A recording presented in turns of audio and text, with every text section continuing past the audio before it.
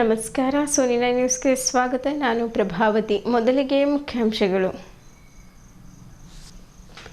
ಇರಾನಿ ಸಮುದಾಯದಿಂದ ಮೊಹರಂ ಆಚರಣೆ, ಆಯುಧಗಳಿಂದ ಮೈಮೇಲೆ ಹೊಡೆದುಕೊಂಡು ಪಶ್ಚಾತ್ತಾಪ. ಇರಾನಿ ಬಡಾವಣೆಯಿಂದ ಮೋಹನ್ ಮಾರ್ಕೆಟ್ವರೆಗೆ ಮೆರವಣಿಗೆ ನಡೆಯಿತು. ಮೆಥೋಡಿಸ್ಟ್ ಚರ್ಚ್ ರಕ್ಷಣಾ ಚಳವಳಿ ಭಾರತದಾದ್ಯಂತ ಮತ್ತು ಬೀದರ್ನಾದ್ಯಂತದಲ್ಲಿ ಇರುವ ಚರ್ಚ್ ಆಸ್ತಿ ಮಾರಾಟ ವಿರುದ್ಧ ಬೃಹತ್ ಪ್ರತಿಭಟನೆ.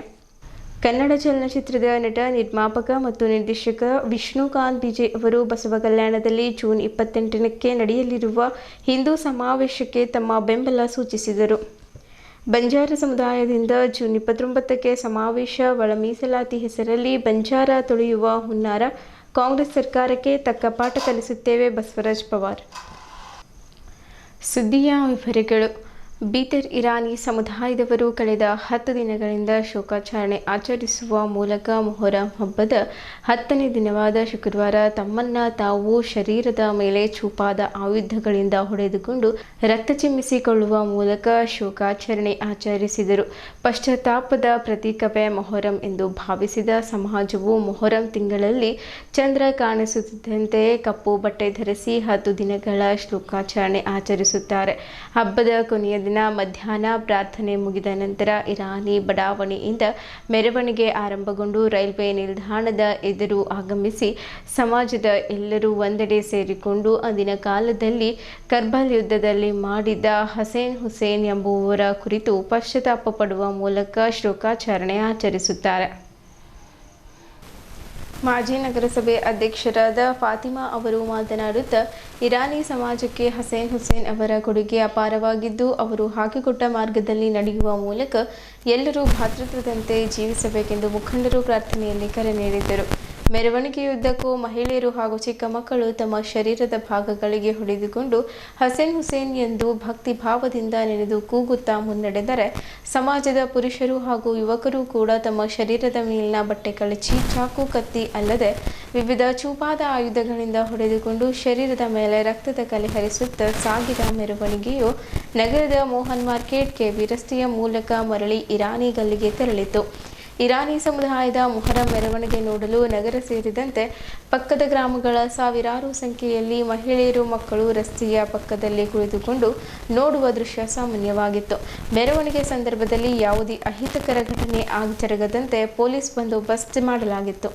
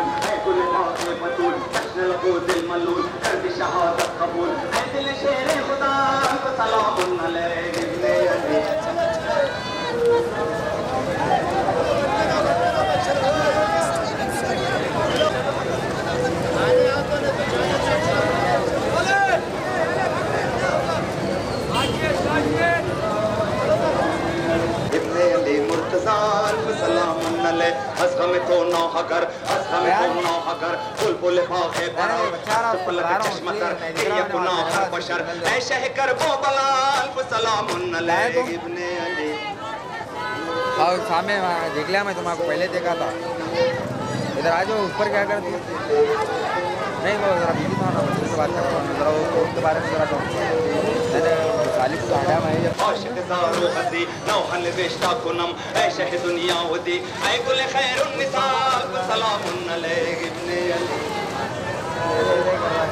आमद मान दौलत पाक यंद शुदाम हुसैन मुर्दे बुदम जिंद शुदम इश्क़ तुरा बंद शुदम मुर्दे बुदम जिंद शुदम इश्क़ तुरा बंद शुदम यार हुसैन दिलदार हुसैन या सैयदुल अहरार हुसैन दौलत कदम बढ़ाते हुए सभी नाम इश्क़ जा बरोय मान करबला शबाद हुसैन मुर्दे बुदम जिंद शुदम इश्क़ तुरा बंद शुदम जान हुसैन जाना हुसैन मौला सना कुर्बान हुसैन।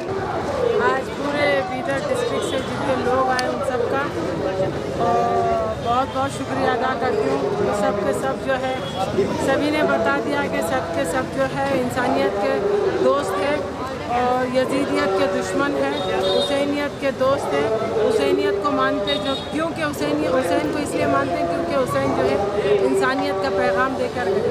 और मैं आप सभी आज 10 मुहर्रम में हम सब ने और आप सभी लोगों ने बीदर के रहीवासियों ने बीदर डिस्ट्रिक्ट के लोगों ने सब ने मिलकर जो है आज हुजूर सल्लल्लाहु अलैहि वसल्लम को पुरसा दिया और जुलूस में शिरकत करके जुलूस को जो है सबने अपने प्यार और एहतराम से जो है सबने जुलूस का साथ निभाया। मैं बहुत बहुत बहुत शुक्रिया अदा करती हूँ पूरे बीदर वालों का और हमारे पुलिस डिपार्टमेंट का, हमारे एसपी साहब का, हमारे DYSP साहब का और हमारे DC साहब का और यहाँ के प्रशासन, हमारे मिनिस्टर्स का, सबका मैं शुक्रिया बहुत बहुत अदा करती हूँ जो उन लोगों ने सब ने मिलकर साथ निभाया और जो है आज 10 मुहर्रम को जुलूस इमाम हुसैन को जो आने में कोई दिक्कत नहीं हुआ, कोई तकलीफ नहीं हुआ, सभी ने साथ। मैसेज है मेरा कि जो पैगाम इमाम हुसैन ने 1400 साल पहले दिया था, क्या था वो पैगाम? इंसानियत का पैगाम कि एक दूसरे के साथ दोस्ती भाईचारगी निभाओ, कभी एक दूसरे के साथ बोलते ना बुग़्ज़ और दावत किसी जात बात पर नहीं। सबसे पहले हम इंसान हैं और इंसानियत सबसे बड़ा साथ, इंसानियत से बढ़कर कोई जात नहीं है। इसीलिए जात का भेदभाव छोड़कर एक दूसरे को प्यार का पैगाम दें और एक दूसरे को दोस्ती और प्यार का पैगाम देते हुए इतना ही अपने बीदर वालों को मैं अपना ये ಬೀದರ್ ನಗರದ ಅಂಬೇಡ್ಕರ್ ವೃತ್ತದಲ್ಲಿ ಮೆಥೋಡಿಸ್ಟ್ ಚರ್ಚ್ ರಕ್ಷಣಾ ಚಳವಳಿ ಭಾರತದಾದ್ಯಂತ ಮತ್ತು ಬೀದರ್ನಾದ್ಯಂತದಲ್ಲಿ ಇರುವ ಚರ್ಚ್ ಆಸ್ತಿ ಮಾರಾಟ ವಿರೋಧಿಸಿ ಪ್ರತಿಭಟನೆ ಹಮ್ಮಿಕೊಳ್ಳಲಾಯಿತು. ನಮ್ಮ ಚರ್ಚ್ ಆಸ್ತಿ ಮಾರಾಟಕ್ಕಿಲ್ಲ, ನಮ್ಮ ಪರಂಪರೆಯನ್ನು ಸಂರಕ್ಷಿಸಿ ನ್ಯಾಯಕ್ಕಾಗಿ ಹೋರಾಡಿ ಚಳವಳಿಗೆ ಸೇರಿಕೊಂಡಿದ್ದರು. ಜೋಸೆಫ್ ಅಡೆಪ್ಪ ಅವರು ಮಾತನಾಡುತ್ತಾ, ಮೆಥೋಡಿಸ್ಟ್ ಆಸ್ತಿ ಸಾಕಷ್ಟು ಇದೆ, ಸುಮಾರು 6 ಎಕರೆ ಜಾಗವನ್ನು ಮಾರಿದ್ದಾರೆ, ಅದನ್ನು ತಡೆ ಹಿಡಿಯಬೇಕೆಂದು ಬೆಂಗಳೂರಿನಲ್ಲಿ ಕಾಲೇಜು ಸ್ವಿಮ್ಮಿಂಗ್ ಪೂಲ್ಗಳು ಲೀಸ್ಗೆ ನೀಡಿದ್ದಾರೆ, ಅದನ್ನು ವಾಪಸ್ಸು ಪಡೆಯಬೇಕೆಂದು ಮುಖಂಡರಾದ bishop doctor Anil Kumar John ಅವರಿಗೆ ಮನವಿ ಮಾಡಿದರು. ಈ ಸಂದರ್ಭದಲ್ಲಿ ಶಿರೋಮಣಿ ಶ್ರೀಮಂಡಲ್ ಶಿವಕುಮಾರ್ ಕುಮ್ಮ, ಶಾಂತಕುಮಾರ್ ಶರೀಕರ್, ಭಾಸ್ಕರ್ ಜಿ ಪ್ರಕಾಶ್ ಸೇರಿದಂತೆ ಇತರರು ಇದ್ದರು.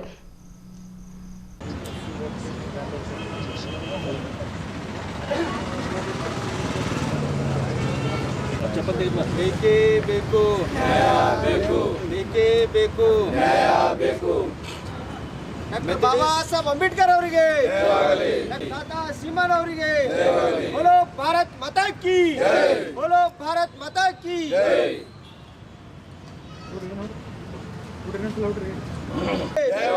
ಡಾಕ್ಟರ್ ಬಾಬಾ ಸಾಹೇಬ್ ಅಂಬೇಡ್ಕರ್ ಅವರಿಗೆ, ದಾದಾ ಸೀಮನ್ ಅವರಿಗೆ, ದಾದಾ ಸೀಮನ್ ಅವರಿಗೆ, बोलो भारत माता की.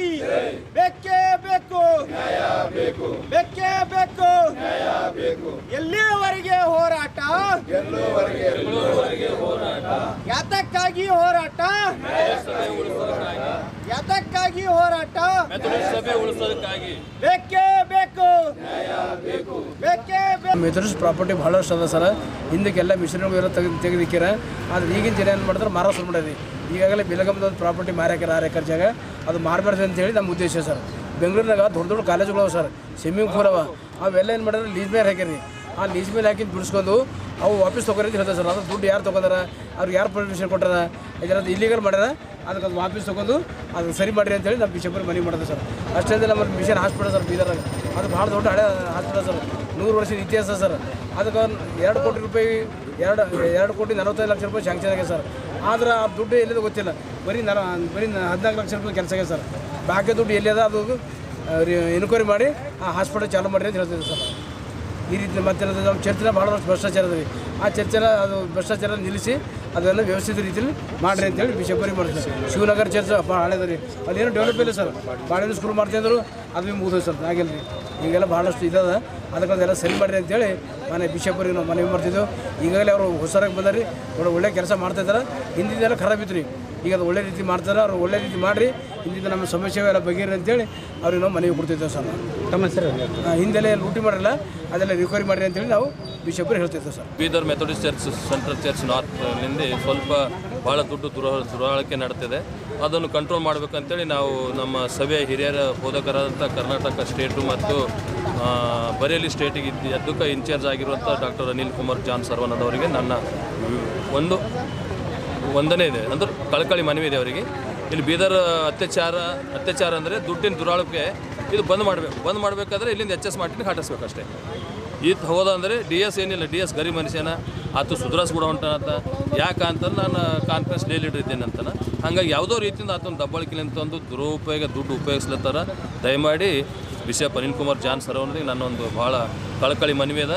ಅಲ್ಲಿಂದು ಲೇ ಲೀಡರನ್ನು ಬೇರೆಗೆ ಮಾಡಬೇಕು, ಎಲೆಕ್ಷನ್ಲಿಂದ ಎಲೆಕ್ಟ್ ಮಾಡಬೇಕು ಅಂತೇಳಿ ನಾನು ಮನವಿ ಸರ್. ಬೀದರ್ ಬಾಡ್ವಿನ್ ಸ್ಕೂಲ್ ವಿಷಯದಲ್ಲಿ ಹೇಳ್ತೀನಿ, ಅಲ್ಲಿ ಒಂದು ಕಲ್ ಮೇಲೆ ಕಲ್ಲಿಟ್ಟಿಲ್ಲ, ಅಲ್ಲಿ ಕರೋಡೊಂದು ರೂಪಾಯಿ ಲೂಟಿ ಮಾಡಿದ್ದಾರೆ. ನಾವು ನಮ್ಮ George Edward Bombay Manik DS ಅವ್ರ ಮಗ, ನಾನು ಅವರು ಕೆಲವೊಂದು ಜನರು ಕೂತ್ಕೊಂಡು ನಾವು ಕೇಸ್ ಮಾಡೀವಿ, ಕೇಸ್ ದಾಖಲೆ ಮಾಡೀವಿ. ಇದಕ್ಕೆ ಯಾರು ಮೆಥಡಿಸ್ಟ್ ಸಭೆದವರು ಮತ್ತು DS ಆಗಲಿ ಬಿಷಪ್ ಆಗಲಿ ಇದಕ್ಕೆ ಗಮನ ಹರಿಸ್ತಾ ಇಲ್ಲ. ಮೆಥಡಿಸ್ಟು ಮಿಷನ್ ಆಸ್ಪತ್ರೆ ಇದೆ, ಅದಕ್ಕೂ ನಾವು ದುಡ್ಡು ಹಾಕಿ ನಾವು ಸ್ವಂತ ಹಾಕಿ ನಾವು ಅಡ್ಡಾಡಿ ನಾವು ಮಾಡ್ತಾಯಿದ್ದೀವಿ. ಆದರೆ ಮೆಥಡಿಸ್ಟ್ ಸಭೆದವ್ರು ಮಾಡ್ತಾ ಇಲ್ಲ. ಯಾಕೆ ಇದು ಮೆಥಡಿಸ್ಟ್ ಸಭೆ ಸಂಬಂಧಪಟ್ಟಿದ್ದಿಲ್ಲೇನು? ಅದಕ್ಕೆ ನೀವು ಎಲ್ಲ ಸಭೆದವರು ಎಲ್ಲ ನಮ್ಮದು ಈ ಅಫಿಷಿಯಲ್ ಬೋರ್ಡ್ಸ್ ಮೆಂಬರ್ಸು ಇದಕ್ಕೆಲ್ಲ ಬರಬೇಕು, ನೀವು ಸಹಕಾರ ಕೊಡಬೇಕು. ಮತ್ತು ಯಾವಾಗ ಅಫಿಷಿಯಲ್ ಬೋರ್ಡ್ ಮೆಂಬರ್ಸೇ ಯಾವಾಗ ಅನ್ಯಾಯ ಮಾಡ್ತಾರೋ ಅನ್ಯಾಯದ ವಿರೋಧ ಕೂಡ ನಾವು ಮಾಡೋಕ್ಕೆ ರೆಡಿಯಾಗಿದ್ದೀವಿ. ಈಗ ಹಿಂದ್ಗಡೆ ಎಷ್ಟು ಲೂಟಿ ಆಗಿದೆ, ಬಿಷಪ್ ಕರ್ಕರೆ ಇದ್ದಾಗ, ನೆಲ್ಸನ್ ಸುಮಿತ್ರಾ ಇದ್ದಾಗ ಎಷ್ಟು ಕರೋಡೋನ್ಸ್ ಲೂಟಿ ಆಗಿದೆ. ಅದು ರಿಕವರಿ ಆಗಬೇಕಂತ ನಾವು ಕೇಳ್ತಾ ಇದ್ದೀವಿ. ರಿಕವರಿ ಆಗಲಿಲ್ಲ ಅಂತಂದ್ರೆ ನಾವು ನೆಕ್ಸ್ಟ್ ಏನಂತಾರೆ ಉಪವಾಸ ಧರಣಿ ಸತ್ಯಾಗ್ರಹ ನಾವು ಮಾಡ್ತೀವಿ. ಇದಕ್ಕೆ ಹೋರಾಟ ನಾನು ನಿಲ್ಲಿಸೋದಿಲ್ಲ. ಅದಕ್ಕೆ ಮುಂದೇನಂತಂದ್ರೆ ನಿಮ್ಗೆ ಎಚ್ಚರಿಕೆ ಕೊಡ್ತಾ ಇದ್ದೀವಿ, ಈಗಿನ DS ಆಗಲಿ ಎಲ್ಲಿ ಅನ್ಯಾಯ ಆಗಬಾರ್ದು. ಮತ್ತು ಯಾರು ಅನ್ಯಾಯವಾಗಿ ನಡೀತಾ ಇರ್ತಾರಲ್ಲ, ಕಾನ್ಫರೆನ್ಸ್ ಲೀಡರ್ ಆಗಲಿ ಇನ್ನೊಬ್ಬರು ದಬ್ಬಾಳಿಲಿಂದ ನೀವೇನು ಅಂಜಿಯನ್ನು ಮಾಡ್ತಾಯಿದ್ದಾರೆ DS ಅವರೇ, ಇದು ಮಾಡೋದು ಒಳ್ಳೆಯದಲ್ಲ, ಇದು ತಪ್ಪಿದೆ. ಅದಕ್ಕೆ ಒಂದೇ ಊರಿನಲ್ಲಿ 5 ಜನರ ಅಫಿಷಿಯಲ್ ಬೋರ್ಡ್ ಮೆಂಬರ್ಸ್ ಎಲ್ಲಿ ಇರೋದಿಲ್ಲ, ಎಲ್ಲ ಈಗ ಪ್ರತಿಯೊಂದು ಕಾಲನಿಲಿಂದ ಇರಬೇಕು. ಆದರೆ ಏನಂತಂದ್ರೆ ಒಂದೇ ಹಳದಕೇರಿಯಲ್ಲಿ 5 ಮೆಂಬರ್ಸ್ ಇದ್ದಾರೆ. ಇದು ಖಂಡಿತವಾಗಿ ಖಂಡನೆ ಮಾಡ್ತೀವಿ. ನಮ್ಮ ಕರ್ನಾಟಕ ಕ್ರಿಶ್ಚಿಯನ್ ಫೆಡರೇಷನ್ ವತಿಯಿಂದ ಇದಕ್ಕೆ ನಾವು ಖಂಡನೆ ಮಾಡ್ತೀವಿ ಅಂತ ನಾವು ಕೇಳ್ಕೊಳ್ತೀವಿ. ಇದೇ ರೀತಿಯಿಂದ ಹಿಂದಕ್ಕೇನು ಎಷ್ಟು ಭೀ ಅನ್ಯಾಯ ಆಗಿದೆ, ಅನ್ಯಾಯದ ವಿರೋಧ ಅದು ಮತ್ತು ರಿಕವರಿ ಆಗಬೇಕಂತ ನಾವು ಕೇಳ್ತಾ ಇದ್ದೀವಿ. ರಿಕವರಿ ಆಗಲಿಲ್ಲ ಅಂತಂದ್ರೆ ನಾವು 100% ನಾವು ಉಪವಾಸ ಧರಣಿ ಸತ್ಯಾಗ್ರಹ ಇದಕ್ಕೆ ಮುಂದುವರಿಸ್ತೇವೆ ಅಂತ ಹೇಳಿ. ಬಸವ ಕಲ್ಯಾಣದಲ್ಲಿ ಜೂನ್ 28ರಂದು ಆಯೋಜಿಸಿರುವ ಬಸವಾದಿ ಶರಣರ ಬೃಹತ್ ಹಿಂದೂ ಸಮಾವೇಶಕ್ಕೆ ಕನ್ನಡ ಚಲನಚಿತ್ರದ ನಟ, ನಿರ್ಮಾಪಕ ಮತ್ತು ನಿರ್ದೇಶಕ ವಿಷ್ಣುಕಾಂತ್ ಬಿಜೆ ಅವರು ಮಾಧ್ಯಮದ ಜೊತೆ ಮಾತನಾಡುತ್ತಾ ನಾಡಿನ ಹಾಗೂ ಬೀದರ್ ಜಿಲ್ಲೆಯ ಹಿಂದೂ ಸಮಾಜದ ಸರ್ವ ಸಮುದಾಯದ ಬಾಂಧವರು, ಪೂಜ್ಯ ಮಠಾಧೀಶರು, ಸಾಧು ಸಂತರು ಲಕ್ಷಾಂತರ ಸಂಖ್ಯೆಯಲ್ಲಿ ಸ್ವಯಂ ಪ್ರೇರಿತರಾಗಿ ಭಾಗವಹಿಸಿ ಈ ಸಮಾವೇಶವನ್ನು ಅತ್ಯಂತ ಯಶಸ್ವಿಗೊಳಿಸಬೇಕೆಂದು ಕೋರಿದರು. ನಾಡಿನ ಮತ್ತು ದೇಶದ ಮೂಲೆ ಮೂಲೆಗಳಿಂದ ಸಾಧು ಸಂತರು, ಅಭಿಮಾನಿಗಳು ಮತ್ತು ಅನೇಕ ಚಿಂತಕರು ಆಗಮಿಸುತ್ತಿದ್ದಾರೆ. ನಮ್ಮ ದೇಶದ ನಾನಾ ಜನಾಂಗ, ಧರ್ಮ, ಜಾತಿ ಎಲ್ಲರೂ ಒಂದು ಒಗ್ಗೂಡಿಸುವಂತಹ ಸಮಾವೇಶವಾಗಿದೆ ಎಂದು ಮಾತನಾಡುತ್ತಾ ತಮ್ಮ ಬೆಂಬಲವನ್ನು ಸೂಚಿಸಿದರು. ಜೂನ್ 28ರಂದು ಬಸವ ಕಲ್ಯಾಣದಲ್ಲಿ ಬಸವಾದಿ ಶರಣರ ಹಿಂದೂ ಸಮಾವೇಶ ನಡೀತಾ ಇದೆ. ಅದು ಭಾಳ ಅದ್ದೂರಿಯಾಗಿ ನಡೀತಾ ಇದೆ. ನಾಡಿನ ಮತ್ತು ದೇಶದ ಮೂಲೆ ಮೂಲೆಗಳಿಂದ ಸಾಧು ಸಂತರು, ಅಭಿಮಾನಿಗಳು ಮತ್ತು ಅನೇಕ ಚಿಂತಕರು ಕೂಡ ಆಗಮಿಸ್ತಿದ್ದಾರೆ. ಇದೊಂದು ಒಳ್ಳೆಯ ಬೆಳವಣಿಗೆ ಅಂತ ಹೇಳ್ಬೋದು. ಮತ್ತು ಇದು ನಮ್ಮ ದೇಶದ ನಾನಾ ಒಂದು ಜನಾಂಗ, ಧರ್ಮ, ಜಾತಿ ಎಲ್ಲವೂ ಒಂದು ಒಗ್ಗೂಡಿಸುವಂಥ ಒಂದು ಸಮಾವೇಶವಾಗಿದೆ. ಇಂಥ ಸಮಾವೇಶಕ್ಕೆ ನಾವೆಲ್ಲೂ ಹರ್ಷದಿಂದ ಭಾಗವಹಿಸಿ ಒಂದು ನಮ್ಮ ಒಂದು ತನವನ್ನು ನಾವು ಪ್ರದರ್ಶನ ಮಾಡಬೇಕಂತ ಅಂದ್ಕೊಂಡಿದ್ದೇನೆ. ಇಲ್ಲಿ ಕೆಲವರು ಮಾತ್ರ ಅವರು ದೇಶದಲ್ಲಿ 1% ಅಲ್ಲ, ಇಡೀ ನಮ್ಮಲ್ಲಿ ಏನು ಸ್ಟ್ರೈಕ್ ಮಾಡ್ತಾ ಇದ್ದಾರೆ ಓನ್ಲಿ ಬೀದರ್ನವ್ರು ಮಾತ್ರ ಮಾಡ್ತಿದ್ದಾರೆ. ಕೆಲವೊಬ್ಬರು ಮಾಡ್ತಾ ಇರ್ಬೋದು, ಅದು ಕೆಟ್ಟ ಬೆಳವಣಿಗೆ ಅಂತ ಹೇಳ್ಬೋದು. ಅವರು ಬಸವಾದಿ ಶರಣರು ಹೇಳಿ ಬಸವ ತತ್ವ ಅಂತ ಹೇಳಿಬಿಟ್ಟು ಇಂಥ ಹೀನ ಕೃತ್ಯ ಮಾಡಬಾರ್ದು. ಯಾಕಂದರೆ ಹೆಸರೇ ಬಸವಾದಿ ಶರಣರ ಹಿಂದೂ ಸಮಾವೇಶ. ಇದು ಒಂದು ನಮ್ಮ ಪರಂಪರೆ ಮತ್ತು ಸಾಂಸ್ಕೃತಿಕ ಇದರಲ್ಲಿ ಏನಿದೆ ಒಂದು ಲೋಕದಲ್ಲಿ ಅತ್ಯಂತ ಪ್ರಮುಖವಾದಂಥ ಒಂದು ಸಂಸ್ಕೃತಿ ಮತ್ತು ಸಂಪ್ರದಾಯವಾಗಿದೆ. ಇಲ್ಲಿ ಅನೇಕ ಜಾತಿ ಉಪಜಾತಿ ಮತ್ತೊಂದು ಇನ್ನೊಂದು ಎಲ್ಲವೂ ಸೇರಿಬಿಟ್ಟು ಮಾಡ್ತಕ್ಕಂಥ ಒಂದು ಹಬ್ಬ. ಇದನ್ನು ನಾವು ಕಣ್ತುಂಬ ನೋಡಿಬಿಟ್ಟು ತುಂಬ ಸಂತೋಷ ಪಡಬೇಕು. ಅಂಥ ಒಂದು ಜನಾಂಗ ರಾಜಕೀಯ ಮತ್ತೊಂದು ಇನ್ನೊಂದು ಎಲ್ಲವೂ ಮರೆತುಬಿಟ್ಟು ಮಾಡ್ತಿದ್ದಾರೆ. ಕನ್ನೇರಿ ಶ್ರೀಗಳು ಏನೋ ಒಂದೆರಡು ಮಾತಾಡಿರ್ಬೋದು, ಸಿಟ್ಟು ಬಂದಾಗ ಎಂಥವ್ರು ನಾವು ನಿದ್ದೆಯಲ್ಲಿನೂ ಯಾರಿಗಾನ ಬೈತೀವಿ, ಹಾಗೆ ಅವರು ಬೈದಿದ್ದಾರೆ. ಆ ಬೈದಿದ್ದು ಅವರು ಒಂದು ಕೆಟ್ಟ ಅಭಿಪ್ರಾಯ ಇಟ್ಕೊಂಡು ಒಂದು ಕೆಟ್ಟತನದಿಂದ ಅವ್ರಿಗೆ ಹೇಳಿಲ್ಲ ಅಂತ ಎಲ್ರಿಗೂ ಅರ್ಥ ಆದರೂ ಕೂಡ ಅವ್ರನ್ನ ಏನೇನೋ ಮಾತಾಡ್ತಿದ್ದಾರೆ. ಅವ್ರಿಗಿಂತ ಇವ್ರು ಸಾಕಷ್ಟೇ ಕೆಟ್ಟದಾಗ ಮಾತಾಡ್ತಿದ್ದಾರೆ. ಅವ್ರ ಬಗ್ಗೆ ಒಬ್ಬರು ಹೀಗೆ ಮಾತಾಡ್ಕೊಂಡು ಹೋದರೆ ನಮ್ಮ ಒಂದು ಸಂಸ್ಕೃತಿ ಸಂಪ್ರದಾಯ ಮತ್ತು ಈ ಒಂದು ಪರಂಪರೆ ಎಲ್ಲಿಗೆ ಹೋಗುತ್ತೆ ಅನ್ನೋದನ್ನು ಅರ್ಥ ಮಾಡ್ಕೊಳ್ಬೇಕು. ಹಿಂದೂ ಅಂದರೆ ಇದೇನು ಬೇರೆ ಯಾವುದೋ ಅಲ್ಲ, ನಮ್ಮ ದೇಶದ ಒಂದು ಮೂಲತಃ ಒಂದು ಬುಡಕಟ್ಟು ಏನು ಆರಂಭವಾಗಿದೆಯೋ ಹರಪ್ಪ ಮತ್ತು ಮೊಹಂಜದಾರ ಅಲ್ಲಿನಿಂದ ಕೂಡ ನಮ್ಮ ಹಿಂದೂ ಒಂದು ಬಂದಿದೆ. ಭೌಗೋಳಿಕವಾಗಿ ಅಷ್ಟೇ ಅಲ್ಲ, ಧಾರ್ಮಿಕವಾಗಿ ಅಷ್ಟೇ ಅಲ್ಲ, ನಾನಾ ಥರದಲ್ಲಿ ಈ ಹಿಂದುತ್ವವನ್ನು ನಾವು ಒಂದು ಪ್ರೀತಿಸುವಂಥ ಭಕ್ತಿಭಾವದಿಂದ ನೋಡುವಂಥ ಒಂದು ಸಂಪ್ರದಾಯವಾಗಿದೆ. ಇಂಥದ್ರ ವಿರುದ್ಧ ಹೀನಾಯವಾಗಿ ಮಾತಾಡ್ತಿದ್ದಾರೆ. ಅವರು ಈ ಬಸವ ತತ್ವ ಮತ್ತು ಬಸವಾದಿಗಳಂತ ಏನು ಹೇಳ್ತಾರೆ, ಬಸವಣ್ಣನವರು ಕಾಡಿನಲ್ಲಿರೋ ಜನ ಹಿಡ್ಕೊಂಡ್ಬಿಟ್ಟು ನಾಡಿನಲ್ಲಿ ಸಂಪ್ರದಾಯಸ್ಥರು ಹಿಡ್ಕೊಂಡು ಎಲ್ಲರನ್ನೂ ಒಟ್ಟುಗೂಡಿಸುವಂಥ ಒಂದು ಪ್ರಯತ್ನ ಮಾಡಿದರು. ಅಂಥ ಪ್ರಯತ್ನ ಮತ್ತೆ ಈ ನಮ್ಮ ಬಸವ ಕಲ್ಯಾಣದಲ್ಲಿ ಆಗ್ತಿದೆ. ಸುಮಾರು 800-900 ವರ್ಷಗಳಿಂದ ಮಠಾಧೀಶರು ಏನು ಕಿತ್ತು ಗುಡ್ಡೆ ಏನು ಹಾಕಿಲ್ಲ. ಅವ್ರ ಸಂಸ್ಥೆಗಳು ಬೆಳೆಸ್ಕೊಂಡಿದ್ದಾರೆ, ಆ ಸಂಸ್ಥೆಗಳು ಬೆಳೀತಾ ಇವೆ. ಅವರು ಅದರಿಂದ ವ್ಯವಹಾರ ಮಾಡ್ಕೊಳ್ತಿದ್ದಾರೆ ವಿನ ಯಾವುದೇ ಒಂದು ಸಮಾಜಕ್ಕೆ ಅವರಿಂದ ಏನೂ ಉಪಯೋಗಿಲ್ಲ. ಈ ಸಂಸ್ಥೆಗಳು ನಾನಾ ಥರದಲ್ಲಿ ನಾನಾ ಜಾತಿಯವರು ನಾನಾ ಧರ್ಮದವ್ರು ಮಾಡಿದ್ದಾರೆ. ಅದರದ್ದು ವೈಯಕ್ತಿಕ ಅಂತ ಹೇಳ್ಬೋದು. ಅದನ್ನು ಬಿಟ್ಟು ಈ ಬಸವ ತತ್ವ ಶರಣ ತತ್ವ ಇದನ್ನೆಲ್ಲ ಅವ್ರು ಬಳಸ್ಕೊಳ್ತಾ ಇರೋದೇ ಶುದ್ಧ ತಪ್ಪು. ಆ ಥರ ಏನಾದರೂ ಅವ್ರು ಮಾಡಬೇಕಂತ ಬಸವಣ್ಣವ್ರ ಬಗ್ಗೆ ಬಸವಾದಿ ಶರಣರ ಬಗ್ಗೆ ಅವ್ರಿಗೆ ಇದ್ದಿದ್ರೆ ಸಾರ್ವಜನಿಕವಾಗಿ ಒಂದು ವರ್ಷಕ್ಕೆ ಎಷ್ಟು ಆದಾಯ ಬರುತ್ತೋ ಎಲ್ಲ ವಿದ್ಯಾರ್ಥಿಗಳು ಡಿವೈಡ್ ಮಾಡಿಬಿಟ್ಟು ಫೀಸ್ ತೊಗೊಳ್ಳಿ. ಈಗ ಶರಣರು ಏನು ಹೇಳ್ತಾರೆ, ಶರಣ ತತ್ವ ಏನು ಹೇಳ್ತದೆ, ಇವತ್ತು ನಾವು ದುಡಿದು ಕಾಯಕ ಮತ್ತು ದಾಸೋದ ಬಗ್ಗೆ ತುಂಬ ಕಡೆ ಹೇಳ್ತೀವಿ. ನೀವು ನಡ್ಕೊಳ್ಬೇಕಲ್ವ ಅಲ್ಲಿಗೆ.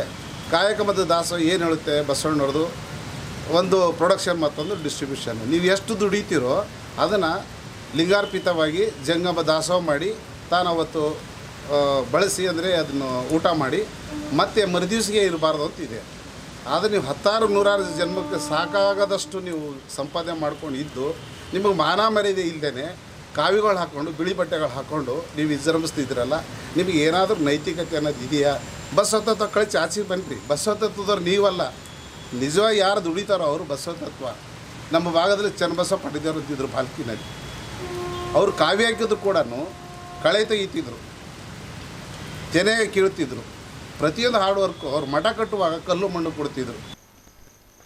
ಒಳ ಮೀಸಲಾತಿ ಹೆಸರಿನಲ್ಲಿ ಕಾಂಗ್ರೆಸ್ ಸರ್ಕಾರ ಬಂಜಾರ ಸಮುದಾಯವನ್ನು ನಿರಂತರವಾಗಿ ತುಳಿಯುವ ಹುನ್ನಾರ ಮಾಡುತ್ತಿರುವ ಹಿನ್ನೆಲೆಯಲ್ಲಿ ಇದೇ ಜೂನ್ 29ರಂದು ಬೆಳಗ್ಗೆ 10:30ಕ್ಕೆ ನಗರದ ಝೀರೋ ಫಂಕ್ಷನ್ ಹಾಲ್ನಲ್ಲಿ ಜನಾಂದೋಲನ ಸಮಾವೇಶ ಆಯೋಜಿಸಲಾಗಿದೆ ಎಂದು ಜಿಲ್ಲಾ ಬಂಜಾರ ಸಮಾಜದ ಮುಖಂಡರು ಬಸವರಾಜ್ ಪವರ್ ತಿಳಿಸಿದರು. ಅವರು ನಗರದ ಜಿಲ್ಲಾ ಪತ್ರಿಕಾ ಭವನದಲ್ಲಿ ಸುದ್ದಿಗೋಷ್ಠಿ ಉದ್ದೇಶಿಸಿ ಮಾತನಾಡಿ, ಬಿಜೆಪಿ ಸರ್ಕಾರ ಇದ್ದಾಗ ಬಂಜಾರ, ಭೋವಿ, ಕೋರ್ವ, ಕೊರಚ ಸಮುದಾಯದವರಿಗೆ ಶೇಕಡ 15ರಷ್ಟು ಮೀಸಲಾತಿ ನೀಡಿತ್ತು. ಆದರೆ ರಾಜ್ಯದಲ್ಲಿ ಕಾಂಗ್ರೆಸ್ ಸರ್ಕಾರ ಅಧಿಕಾರಕ್ಕೆ ಬಂದ ಮೇಲೆ ಶೇಕಡ 15ಕ್ಕೆ ಇಳಿಕೆ ಮಾಡಿದೆ ಎಂದು ವಿವರ ನೀಡಿ, ಜಿಲ್ಲೆಯ ಎಲ್ಲ ತಾಲೂಕಿನ ತಾಂಡಾ ನಿವಾಸಿಗಳು ತಪ್ಪದೇ ಪಾಲ್ಗೊಳ್ಳಬೇಕೆಂದು ಕರೆ ನೀಡಿದರು.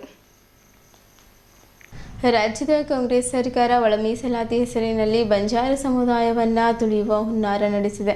ಬಂಜಾರ ಸಮಾಜ ಬಿಜೆಪಿ ಮತ ಬ್ಯಾಂಕ್ ಎನ್ನುವ ಒಂದೇ ಕಾರಣಕ್ಕಾಗಿ ನಮಗೆ ಅನ್ಯಾಯ ಮಾಡುತ್ತಿದೆ ಎಂದು ಅವರು ಪ್ರತಿಪಾದಿಸಿದರು. ಬಂಜಾರ ಸಮಾಜದ ಮಕ್ಕಳಿಗೆ ಶಿಕ್ಷಣ ಸಿಗುತ್ತಿಲ್ಲ, ಸರ್ಕಾರಿ ನೌಕರಿಯೂ ಸಿಗುತ್ತಿಲ್ಲ. ನಮ್ಮ ಸಮಾಜದಲ್ಲಿ ಕಡು ಬಡವರಾಗಿದ್ದಾರೆ, ಪರಿಶ್ರಮ ಪಟ್ಟು ಬದುಕು ಕಟ್ಟಿಕೊಳ್ಳುತ್ತಿದ್ದಾರೆ. ಹೀಗಿರುವಾಗ ಕಾಂಗ್ರೆಸ್ ಸರ್ಕಾರ ಒಳ ಮೀಸಲಾತಿಯಲ್ಲಿ ನಮಗಾದ ಅನ್ಯಾಯ ಸರಿಪಡಿಸದಿದ್ದರೆ ರಾಜ್ಯಾದ್ಯಂತ ಉಗ್ರ ಹೋರಾಟ ಮಾಡುತ್ತೇವೆ. ಕಾಂಗ್ರೆಸ್ ಸರ್ಕಾರವನ್ನು ಕಿತ್ತೊಗೆಯುವವರೆಗೆ ವಿರಮಿಸೋಲ್ಲ ಎಂದು ಪವಾರ್ ತಮ್ಮ ಆಕ್ರೋಶ ಹೊರಹಾಕಿದ್ದರು.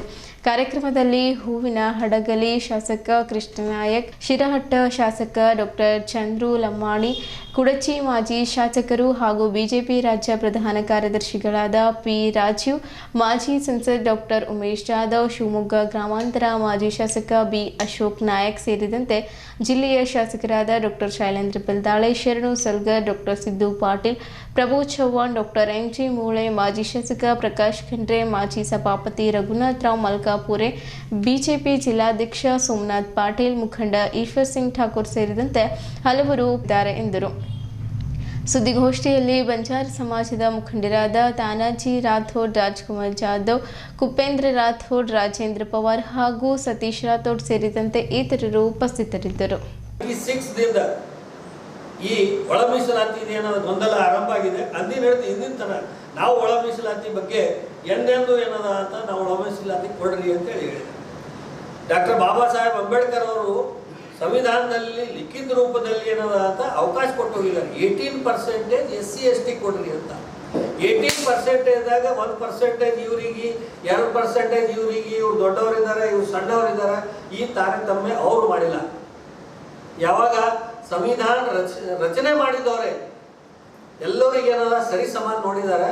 ಮತ್ತು ನಿಮಗೆ ಯಾವ್ದು ಅಧಿಕಾರ ಇದೆ, ನೀವು ಏನು ಕಾರಣಕ್ಕೆ ಏನದ ಅಂತ ಇದು ಮಾಡಿದ್ರಿ.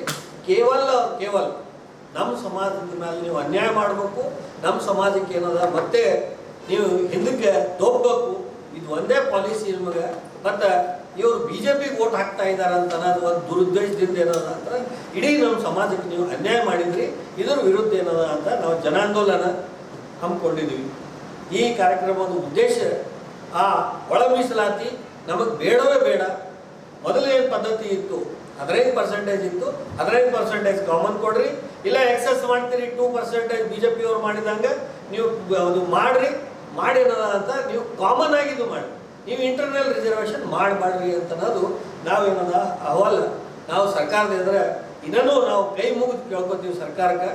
ಏನು ಸರ್ಕಾರ ನಮ್ಮ ಸಮಾಜದ ಮೇಲೆ ಈ ಪರಿ ಅನ್ಯಾಯ ಮಾಡಬೇಡ್ರಿ. ಯಾಕಂದ್ರೆ ನಮ್ಮ ಸಮಾಜವು ಕೂಡ ಅತ್ಯಂತ ಕಡು ಬಡವು ಮತ್ತು ಅವ್ರು ಭಾಳ ಪರಿಶ್ರಮ ಜೀವಿಯಿಂದ ಏನದ ತಮ್ಮ ಜೀವನ ಮಾಡ್ಕೊತ ಬರ್ತಾ ಇದ್ದಾರೆ. ನಮ್ಮ ಸಮಾಜದ ಮೇಲೆ ಅನ್ಯಾಯ ಮಾಡಬೇಡ್ರಿ ಅಂಥೇಳಿ ನಾವು ಕೈ ಮುಗಿತೀವಿ. ಇನ್ನೇನಾದರೂ ನೀವು ನಮ್ಮ ಮಾತಿಗೆ ಬೆಲೆ ಕೊಡದೆ ಅಥವಾ ನಮ್ಮ ಸಮಾಜದ ಏನು ಅಹವಾಲಿದೆ ಅದನ್ನು ನೀವು ಪರಿಗಣಿಸದೇ ಇದ್ದಲ್ಲಿ ನಿಮಗೇನದ ತಕ್ಕ ಪಾಠ ನಾವು ಕಲಿಸ್ತೀವಿ. ಇದು ನಮ್ಮ ಚಾಲೆಂಜ್ ಇದೆ.